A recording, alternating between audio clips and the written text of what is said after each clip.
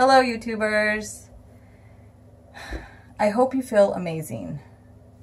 Thank you so much for clicking on this video. This video is titled, Why I Thought I Was Cryptically Pregnant and How I Realized I Wasn't. So let's just quickly start with reasons why I thought I was cryptically pregnant. And we can get into a little bit of detail, but it's pretty self-explanatory. The reasons why I thought I was cryptically pregnant were persistent symptoms that reminded me of pregnancy. The symptoms felt just like pregnancy. I had a growing belly without any weight gain. In fact, I lost weight, 15 pounds, during what I thought was my cryptic pregnancy, which lasted 5 months. I thought I was cryptically pregnant for about 5 months. And so during that time, my belly grew and I didn't gain any weight. I lost weight. So I thought I was cryptically pregnant. What I thought were fetal movements on a regular basis, and those what I thought were fetal movements, those movements responded to sound, light, and sugary foods. So that is a reason why I thought I was cryptically pregnant. I was told by a cryptic pregnancy support group moderator that I was 2.5 months pregnant. When I asked her, I sought out her advice, and that was what she told me. So that was one of the reasons why I thought I was cryptically pregnant. All of my symptoms matched cryptic pregnancy symptoms exactly. And it explained the way I felt and the physical symptoms I was experiencing constantly. I also thought that breastfeeding causes hormone imbalance, so that made it more possible for me to conceive a cryptic pregnancy. And I was in an accident 3 months prior to when I thought I conceived. And, being in a high stress environment or in a having something stressful occur to you, they say in the cryptic pregnancy community that it makes your risk higher for conceiving a cryptic pregnancy. So those are the reasons why I thought I was cryptically pregnant. Now let's cover how I realized I wasn't actually cryptically pregnant and that I wasn't actually pregnant at all. So when I conceived my sons, by the time I was 16 weeks pregnant, I was very easily able to palpate my fundus. I'm not that big, and so it was pretty, I could feel it. It was there. But during this cryptic pregnancy or pregnancy, I was unable to palpate my fundus, and so I thought that was very odd, and that was one of the reasons why I realized I was not actually pregnant. During my cryptic pregnancy, my belly was big and round, but not completely hard like a pregnancy. It was similar to when I was pregnant with my sons, but it was just different. It felt hard, but not pregnancy hard. It just felt different. So, and then I have an at-home Doppler, and I distinctly remember being at the doctor's office and hearing the heartbeat. I didn't have an I didn't have an at-home Doppler at the time I was pregnant with my sons. I specifically got the Doppler because I thought I was cryptically pregnant. But when I would use the Doppler, when I thought I was cryptically pregnant, when I would use it, I would never be able to find a galloping heartbeat. And, I would find a heartbeat, but it was never in the range of 130 to 160 for longer than 30 seconds, a minute. And so that was one of the reasons why I realized I was not actually pregnant.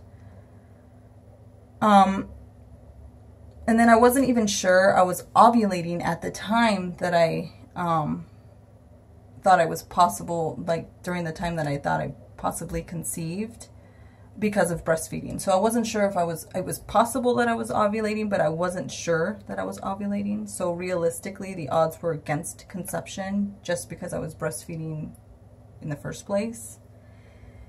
And so a negative ultrasound, that really sealed the deal with realizing that I wasn't actually pregnant and that I was not cryptically pregnant or actually pregnant.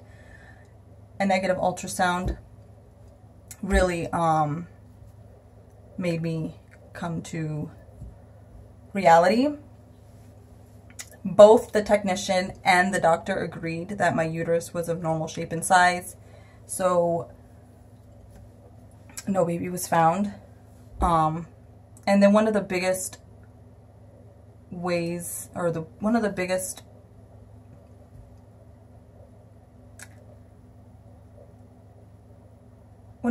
things was my symptoms disappearing. Once I changed my mind and I changed my diet, pretty much everything changed for me. It did take some time. It did not happen overnight.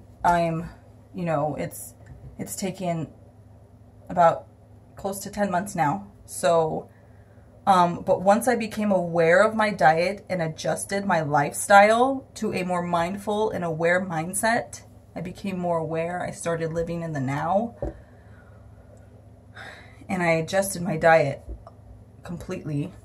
My symptoms slowly started going away. Slowly but surely. It did start happening. It did get worse for a little while because I realized I was fighting yeast overgrowth. And so I started experiencing adverse reactions from, I was experiencing die-off symptoms. So when the yeast are dying, they are putting off tons of toxins into your system. And so it can cause headaches and nausea and all kinds of symptoms. And so I experienced that for a little while, 3 months actually, before it finally went away. And so for the last 6 months, I would say the last good 6 months, I've had absolutely no symptoms. And in fact, things that used to bother me, like I used to have an achy knee, that's gone away. I used to have tooth pain, gone away. I used to grind my teeth a lot, that's gone away. So yeah, so it like I said, it doesn't happen overnight, but it does happen, and you have to give your body time. Once you start putting in the good things, you have to give your body time to respond, because it needs to push a lot of the toxins out first. And so, sorry, I even was able to get rid of my movement sensations. They stopped happening altogether, although I do feel them on occasion randomly, but I just know it's muscle twitches. And I know it's muscle twitches because it happens in this region, but it also happens all over my body. So, and it feels exactly the same as a baby, but it's just muscle twitches in this area. And so my stomach's flat. I know that I'm not pregnant, and it happens in my stomach. So it's just something, it's just muscle twitches. It's just something that your body does. So my stomach melted away when I started to remove the toxins from my body. And once I stopped putting the toxins into my body. So I stopped eating meat and dairy, which are the two main things that were burdening my system.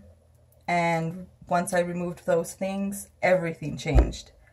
I started to drink more water, and I became more aware of blessing my water through awareness and love. And I healed myself all by myself, and so can you. You can do this too. You just have to have the tools. So thank you for watching. You are so strong. I want you to know you are so strong. Please believe that. I know you are. You are so strong. I encourage you to explore and research healing yourself all by yourself, using what you eat, drink, and think, because you're capable of anything. You're capable of anything you want to do in this life. So have a great day. Be well. Be healthy, but most important, have fun. Bye.